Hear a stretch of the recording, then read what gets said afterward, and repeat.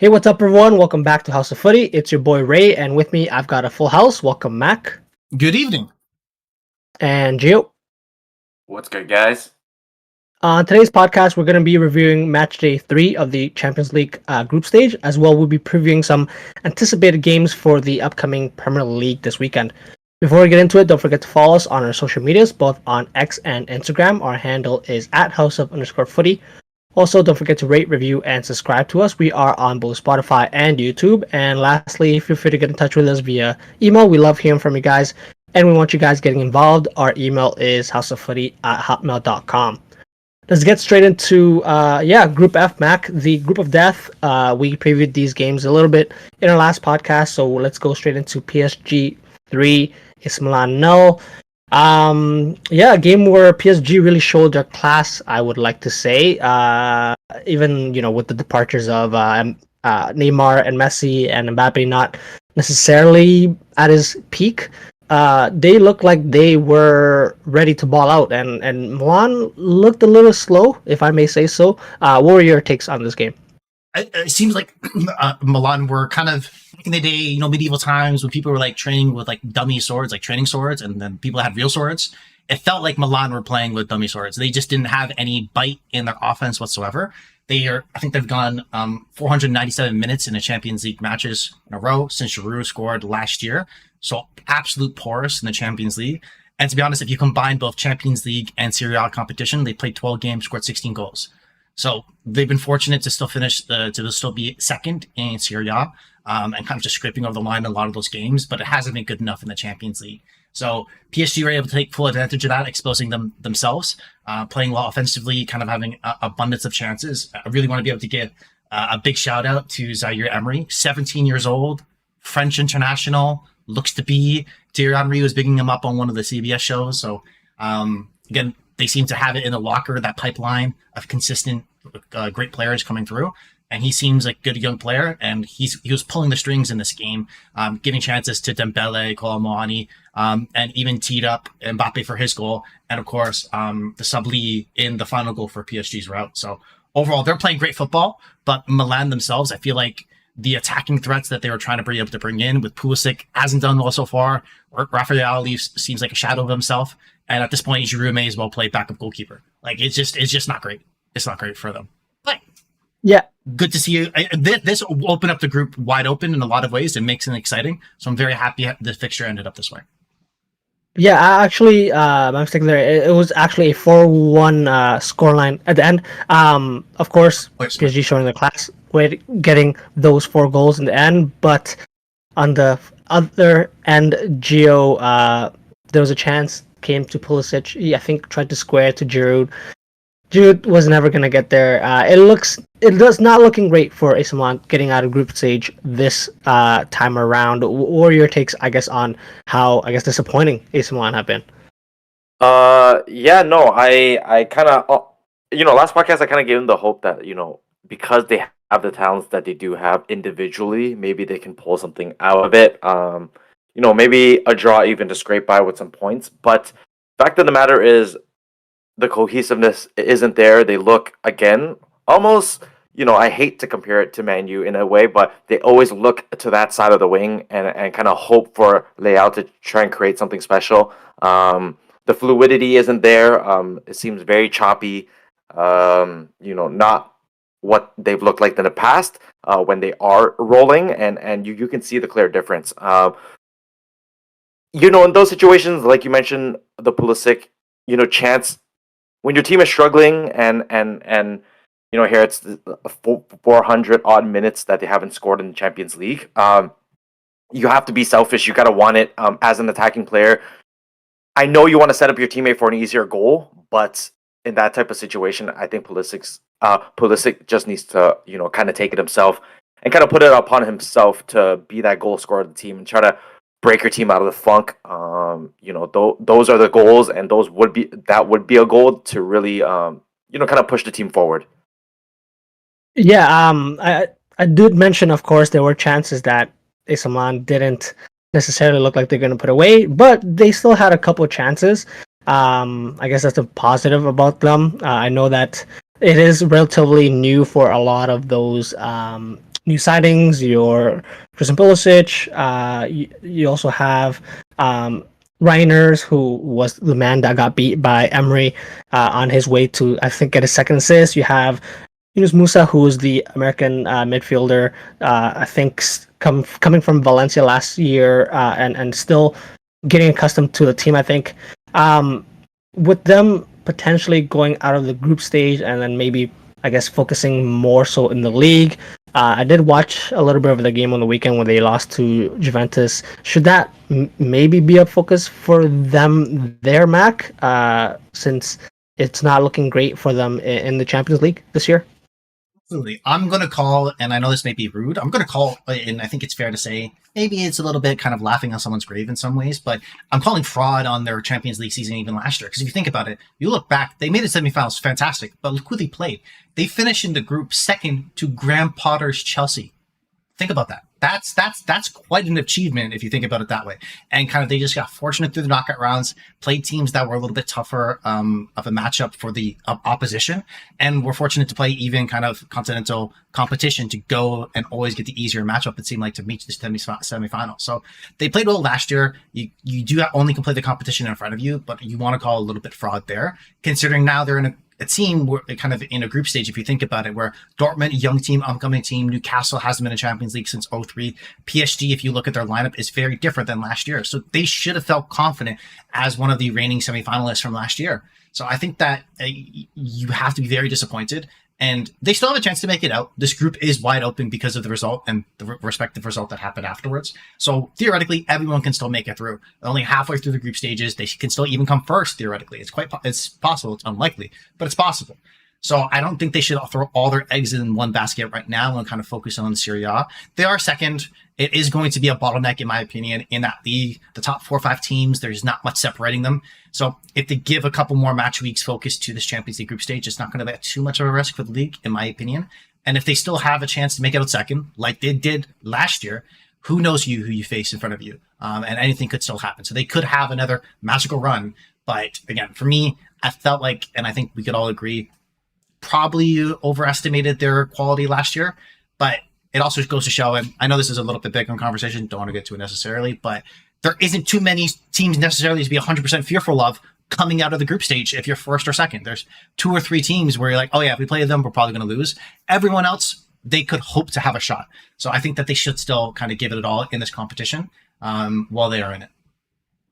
Yeah, just lastly, before we move on to the next game, regarding PSG, Gio, Mbappe looking a lot better, very, very dangerous as we expect him now. I feel that he has, it's mid-season form, essentially. He's kind of hit that, looked unguardable at times. What you would expect, I think, from Rafael Leao on the opposite end, but this is, I think, definitely a position where they can build from. Newcastle, that result away there, it can happen, but I think PSG should feel confident at home against Newcastle now that they got 2 back-to-back wins against Dortmund and AC Milan. Should they look to finish first, and should they be favorites to finish first in this group, considering the other result that we'll cover in a little bit? What do you think, Jay? I think as of right now, yes. And just to put it out there, confidence is a dangerous drug, and confidence does wonders for players. Like we've always mentioned, Darwin Nunez just needed a little bit of confidence, and now look what he's doing. But no, to Mbappe's point, I think he's obviously flying. They look to him when they're struggling, and he always seems to answer at this point. But yeah, no, I think you kind of look at the results, after this match day, and you kind of hope that, okay, based on how they played today, yes, Newcastle may have got a lucky one on us. That was on us. Let's brush it off and push for first. Very possible, very likely even. Obviously we'll talk more about that Newcastle game, but could have gone either way. But I think based on the confidence here, obviously losing by a wide margin against Newcastle, but coming back and winning by a large margin against AC Milan, which a lot of people would take over Newcastle as well prior to their match. But again, the power's in their hands. They're, whether or not they finish first or not is going to be completely up to their hands. I think again, Ligue 1 is, quote unquote, a farmers league. I think they have, plenty of opportunities to rest players and to get everybody on the same page and focus on the Champions League and try to go as deep as they can in this competition. Yeah, and so let's go straight into that. Gio, Newcastle 0, Dortmund 1. I'm gonna give it to you. Something that you called out, saying Dortmund have that experience and can surprise a couple teams. To begin though, the very beginning, end-to-end stuff, Mac, you put it here. It wasn't necessarily Newcastle versus Dortmund. It was Pope versus Kobel, two respective goalkeepers, chances on each end, and just hectic stuff as you would expect with sort of the Newcastle crowd. What were your takes on this game, Gio? Like I said, you can never count a team out like Dortmund. Just the overall well-roundedness, where yes, they have up-and-coming talent, in which works in their favor because that one talent can kind of outshine and really surprise people. Which wasn't really the case here. It was more of a team effort. But I thought the game was very open. It was very exciting. So for anybody watching, it was a lot of back and forth action. But to that point, Newcastle obviously should feel a little heartbroken that they couldn't convert. Plenty of chances off the crossbar late in the game. But yeah, no, it was really what I can say is a goaltender's battle, and it was amazing. It was amazing to watch. Nick Pope with 2 back-to-back saves, square dead in the middle of the box. That definitely kept them in it, or they would have been down early. And vice versa for the Dortmund keeper. A lot of late saves that really kept them ahead in the game. So a very exciting match end to end, from first minute to the end. But yeah, Newcastle should feel a little hard done by the crossbar. They obviously don't like crossbars, and crossbars don't like them all too much. But again, very exciting match, and I think Dortmund were deserving of the win. Not to say that because of those crossbars, Newcastle was more deserving. I thought Dortmund came out, knew that they were somewhat underdogs, and kind of just continued to play their game and really use that space to their advantage. Yeah, I think especially the move to get their goal. I think it was Nemeka, the goal scorer for Dortmund. The commentator, of course, drawing parallels to the Jude Bellingham, I guess, from him wearing the number 8, and then I guess him arriving into the box and scoring. But I think that's a quite an impressive goal that they scored, considering that Schlotterbeck, the center back, was the one making the overlapping run to sort of catch Newcastle on the end. So great job by them, and of course the nerve to keep the lead up.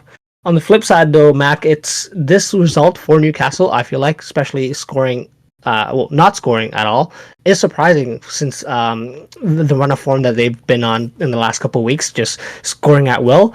And of course, they are going to be missing, I think it looks like, Alex Isak for a little bit at the very least. Should there be concerns there, Mac? What were your takes? I do not think so. I think that this was just a blip in kind of the bump on the road, because if you look at the chances that they were created, they should have, in my opinion, on leverage, they probably should have won the game, getting hit in the post, crossbar, I think twice in the final 10 minutes of the game. Anthony Gordon misses some grade A opportunities. I think that they should have felt comfortable and been in a position to take this game away. Dortmund really had kind of a smash and grab in the result, because they scored in the last minute of the first half, the best time to score, to be able to then reset, understand what we need to do. And that's why in the first half, it was a hectic pace. It was up and down, chances galore for both teams.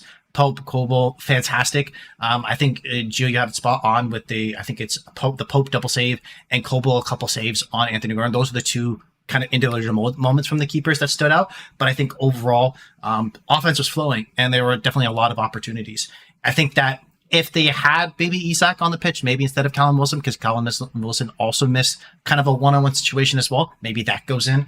And if Anthony Gordon had shooting moves on, same thing. I think that this might, again, it's just a blip on the radar, but I would be interested to see if this does at least get the ball rolling for some of the individual players in Newcastle, because Eddie Howe, for me, has rotated his squad quite a bit. And I wouldn't be interested if you see players like, I'm not to call it individuals, but Jacob Murphy, I think it is a solid Premier League winger, but he's not a Champions League goal scoring threat right?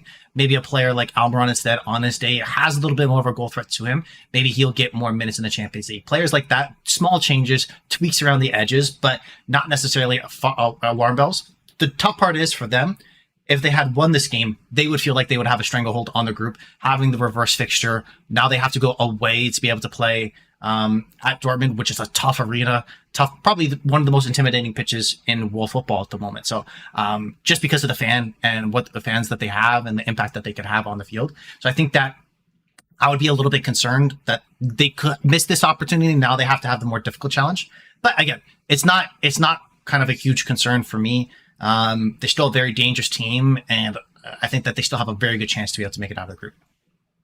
Yeah, no, I think that's exactly right. And just going back to the Anthony Gordon chance that he, I don't know why the defender, I can't recall the defender who was chasing him, but he essentially gave up. He's like, oh, that's a goal. But Anthony Gordon, of course, is not able to convert. And then, of course, the chances late in the game.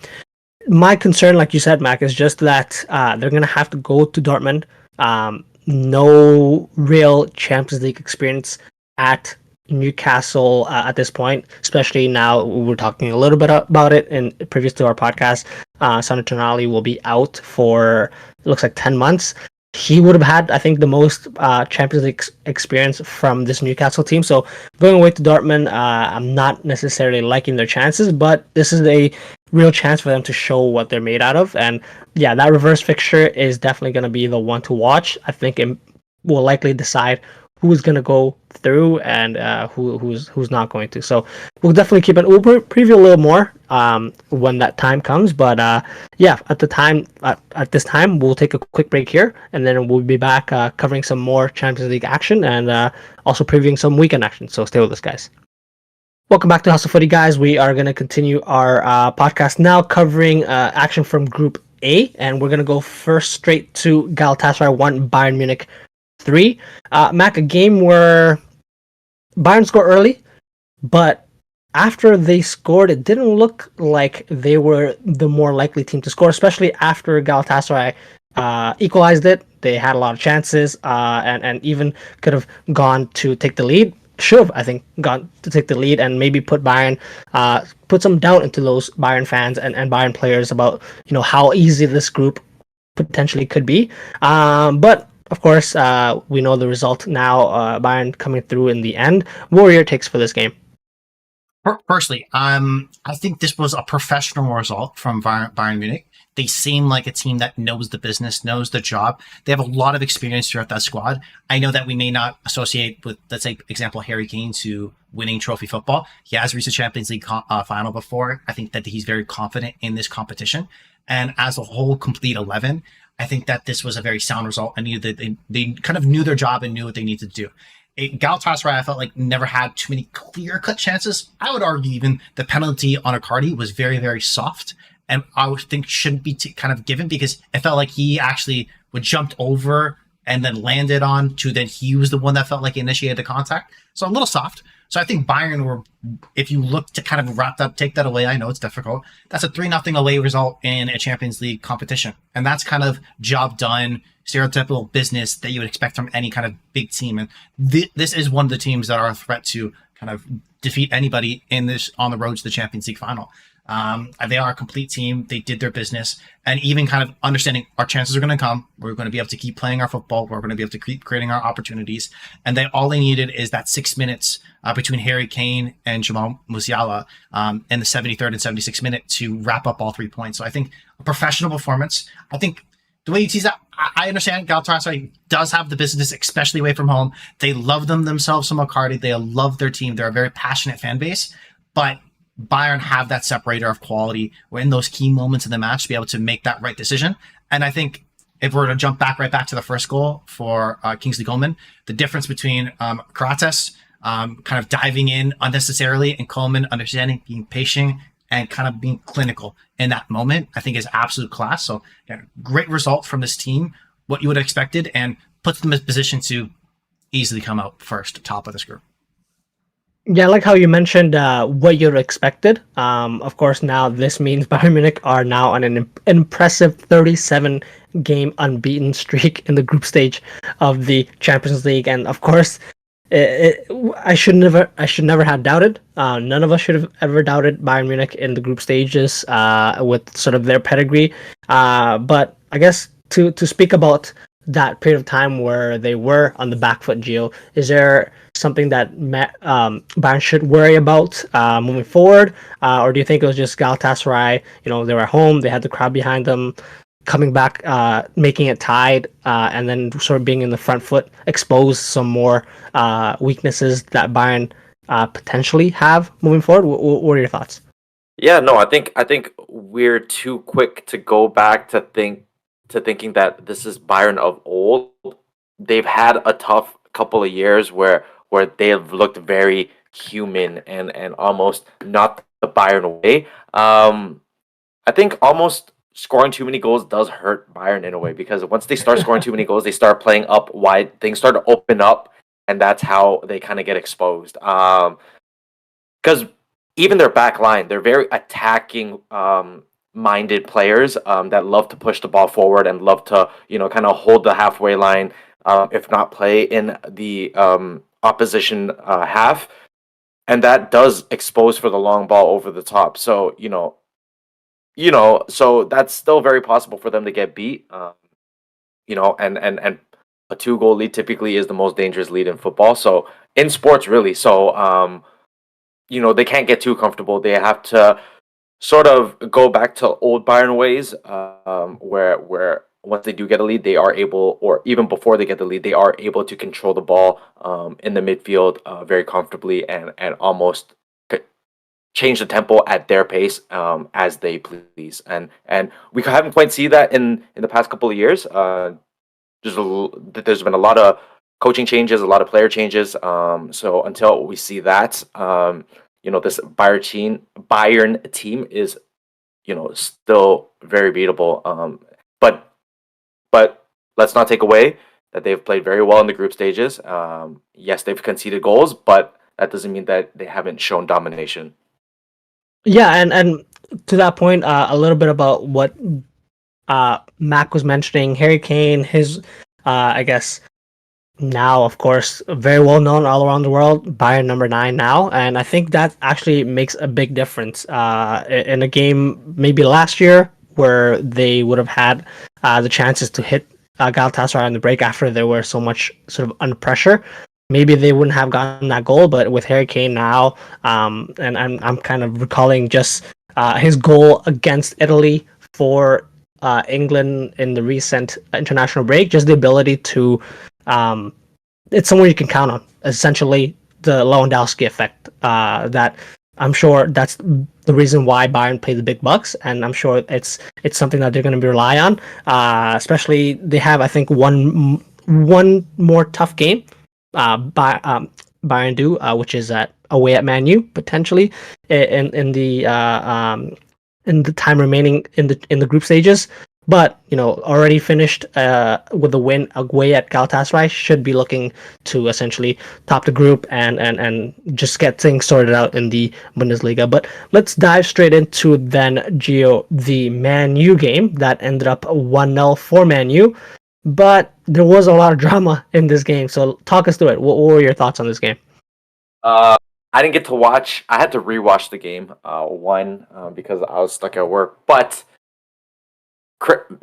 madness nonetheless. Madness nonetheless. I think Copenhagen, again, had their chances. Throughout the game, in which Man U almost had no answer for at times. But I thought, the classic Man U never say die attitude kind of stuck with it. And an unlikely goal scorer of all, the Fridge himself, which was very. Honestly, I was a little conflicted. I didn't know how to feel. If you guys listened to our podcast last week, I kind of wanted Man U to be out of the competition, and this would kind of put him in a pretty good spot to be ousted out of the competition. But I was conflicted to how to feel. At the end of the day, winning is great, and seeing the team win is great. But I did want them out of the competition. But kudos to Harry Maguire for scoring. The knee slide is a classic at this point. We've all seen the photo of him pointing to his head and knee sliding. That's a classic meme photo. And then the hero of late, Scott McTominay, obviously giving away the pen, which kind of, again, another conflicting feeling for myself. Did I want them to score? Was it a good thing? Was it a bad thing? Just so many emotions. And then finally, I'm not going to lie, when I rewatched the Onana save, something De Gea isn't fond of doing, saving penalties, I screamed. It was in the moment, I screamed. It was a great save. With or without the S at the front? No S. No S, gotcha. No S. No, so it was amazing, But no, that's what Menu brought him in for. He can save pens. He can play the ball with his feet. That's essentially what De Gea couldn't do. But for the confidence of Onana, that was very key. For the confidence of Maguire, that was very key. He's had a string of good games. I wouldn't say great, but he's had a string of good games. And that can only do, like I said, confidence is a dangerous drug. So props to Man United. I didn't want it to happen, but it happened. So, as a fan, I'll still be happy. I'll still congratulate. But it was a crazy day. It definitely sounds like mixed emotions there. Crazy game for sure. Gio, just going back to, I guess, firstly, the goal. I know we're not going to talk too much about it. Maguire, I'm sure we'll talk about him a little bit more. I'm sure Mark has a little bit something to say about that. But just wanted to give Copenhagen the critique that they should get, and that's how you let Christian Eriksen get that much space. If you do that, he will punish you. Delivers a great ball in for Maguire to head home. That's pretty much all I have in terms of the faults that they had. They played, I think, a decent game. Had chances. I think both teams had chances. Something I wouldn't never have expected would be Al-Nusi being the main option for terrorizing the Man U defense in this age. Something that maybe with Man U now keeping that clean sheet, something they can feel comfortable about. But a game really where Man U hung on to at the end, with, of course, the Onana saves, and not just that one penalty save. He had another couple of great saves in that game as well. So could this be a launching point for him at his Man U career? Because, of course, it hasn't started that great. Maybe it will be, maybe it won't be. But Mac, what are your takes for this game? Overall, this shows like the polar split in Manchester United in a lot of ways, because they won the game. That's fantastic. You always want to be able to win games. You want to go into competition. You want your goalkeeper to play well. You want maybe some people may not happy with this, a leader of the team in a lot of ways, at least previously, Harry Maguire, to come in with the big goal. Those are positive things. In regards to kind of the outlook of the game, when you're at home facing FC Copenhagen, and even though you managed to pull out the win, they have an expected goal above 2, given, of course, they did have a penalty, which was rightly called. And you only had an expected goal of 1.66. So you created some opportunities, but realistically, this game should have been a 1-1 result in all likelihood, even maybe edging out, if anything, to Copenhagen based off expected goals. That's not everything. That's just kind of looking at some of the numbers and the chances created, but it does leave worrying concerns. So you see the positives of what this Manchester United team can be. They can be strong. They can be physical. They can play well in transition. I would argue, I understand it's a little bit different, but when you're not playing Lisandro Martinez and you're playing in midfield, potentially a Casemiro, Scott McTominay, Harry Maguire in defense with Varane, that's a big physical team in corners and free kicks that you're able to kind of dominate other teams, not even including players like Rashford or Højlund be able to jump in and who can be physical in the box as well. So I think that you have a team there with a template of something that can be very successful, but it just seems that it's kind of like you're making a puzzle, and you're able to solve some pieces, some ends, you're able to do the outline, but the whole body of the puzzle, you're just very confused and lost and you don't know what you're doing. And it seems like it's very hit and miss on given days, where sometimes you have those final pieces and it fits together. Sometimes you're luckily just able to jam it through, like you're able to do in this fixture, coming up with the last minute penalty, like last kick of the game penalty save to secure all 3 points and keep hope alive of making it out of the group stage. But you still are very concerned about the whole process. So again, it's I don't want to kind of overinflate Man United's chances and kind of give too much credence to this result, because a lot of the underlying issues were very evident in just this game. So really no problems have been solved.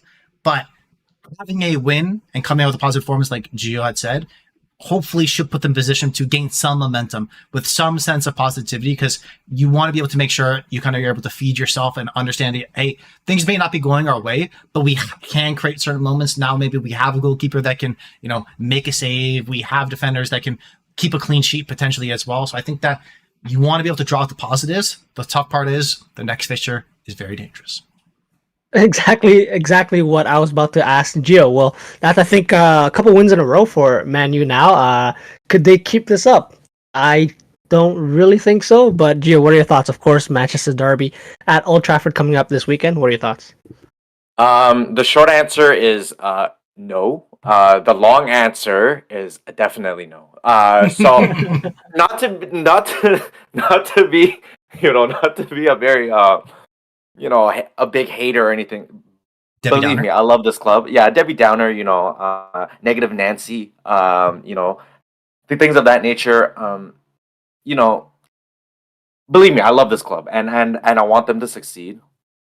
But at times like these, we have to be realistic. And yes, City have struggled to score in a couple of games here and there. Haaland hasn't been looking very Haaland-like as of last year's Haaland, but that doesn't mean they're not dangerous. Jeremy Doku against Dallo would be extremely, extremely favorable to City. Haaland, down the middle, it's going to be scary. Or even Julian Alvarez is going to be scary. A more mobile... I think Julian Alvarez would be more dangerous in that position. Just someone more mobile to work around.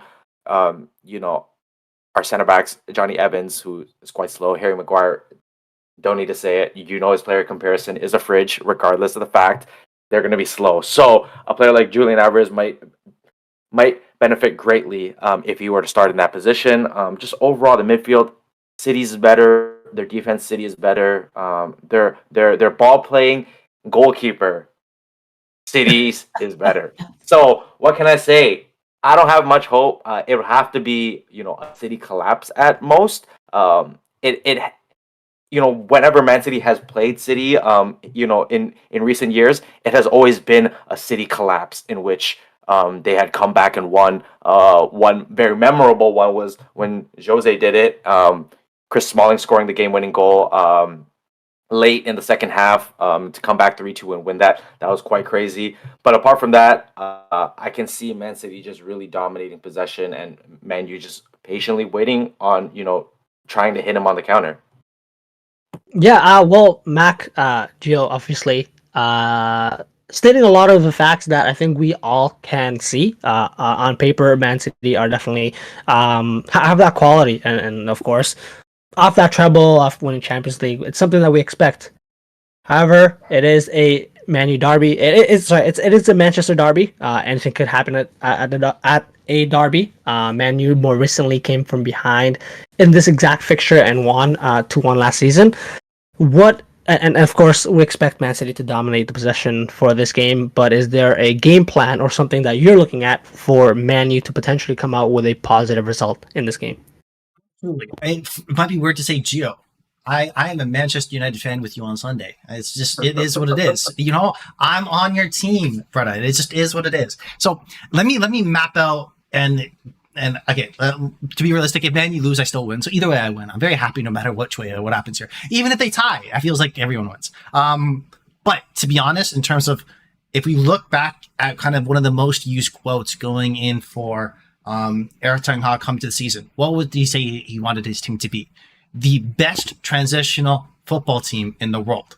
If you're doing that against a Manchester City team, you can beat them. How do we know this? Let's look at the proof is in the pudding. What team has been a Pep Guardiola team the most in Premier League since he's come over to the Premier League?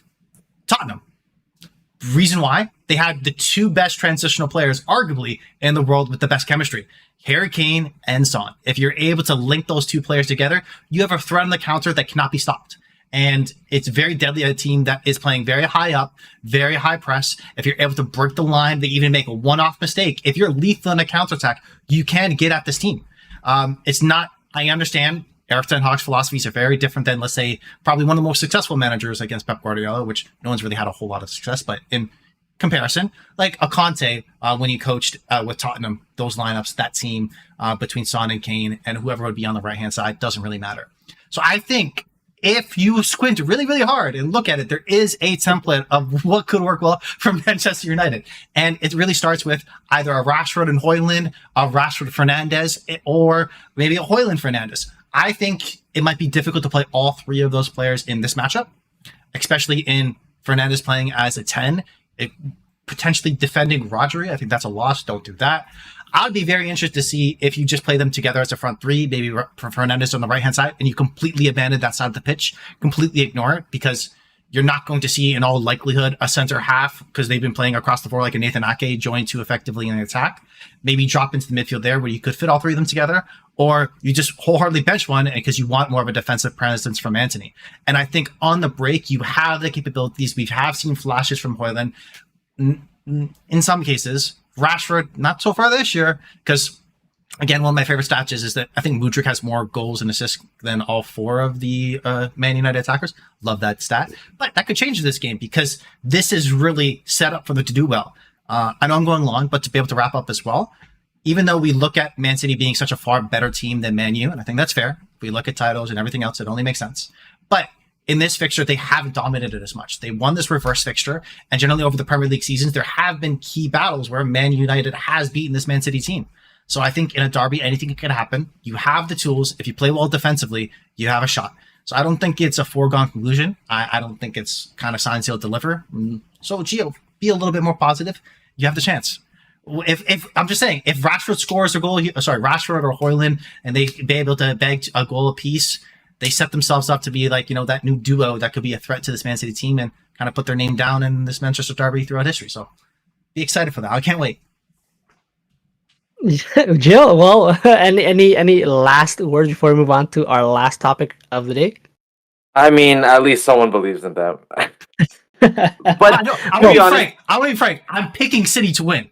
I'll be frank. I went on the whole spiel. City's going to win, but Man United have a path out. It isn't like a 90-10 odds, if you would ask me. It is more, and I think, to be honest, I would rate Man United to play against Man City more than I would rate, for example, Arsenal right now at the moment, just because the matchup makes more sense for them.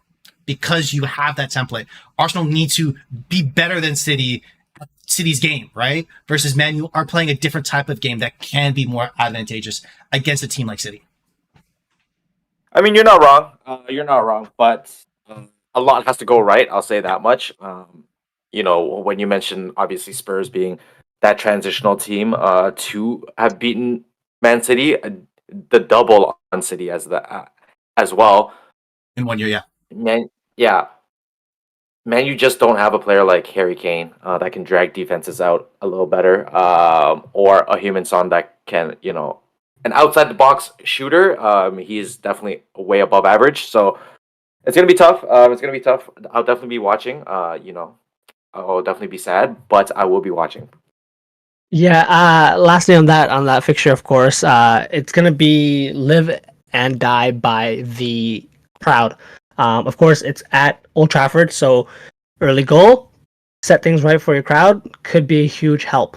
But also, I'm sorry, Gio, there is a 7-0 result in Man U's recent pass against Liverpool, and it could all go a lot wrong if things don't work, like you said, completely perfect for Man U. So interesting one to keep an eye out for. But you guys both mentioned Spurs, and that's of course what we're going to finish off with today. Still first of the league, and off the back of that 2-0 win against Fulham, they have a chance to, because they're playing time of recording tomorrow on Friday, extend that lead against Crystal Palace, who are not great, but I guess not the worst.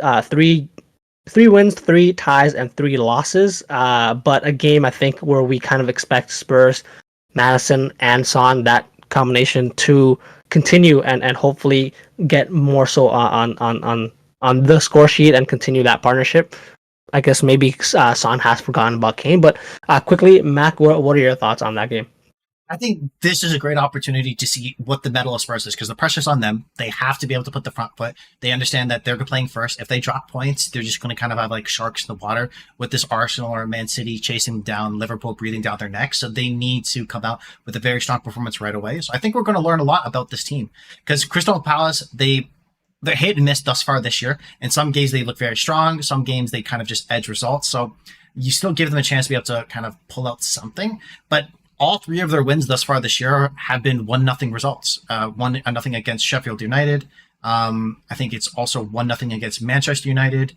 And then sorry, they also did win 3-2 against Wolves, who are quite a porous team. So offensively, I'm not as nervous in terms of what you get out of this Crystal Palace team thus far this year, especially with Zaha gone. That has been big boots to fill. No one has really stepped into that as of yet. Or Lise, maybe Eze on his day can have a good game, but they don't have the same type of goal threat that they had previously. So for them, I think it'll be interesting to see how much of an offensive matchup they can give Spurs. But going back to them, Spurs should be the favorites. They're playing fantastic football.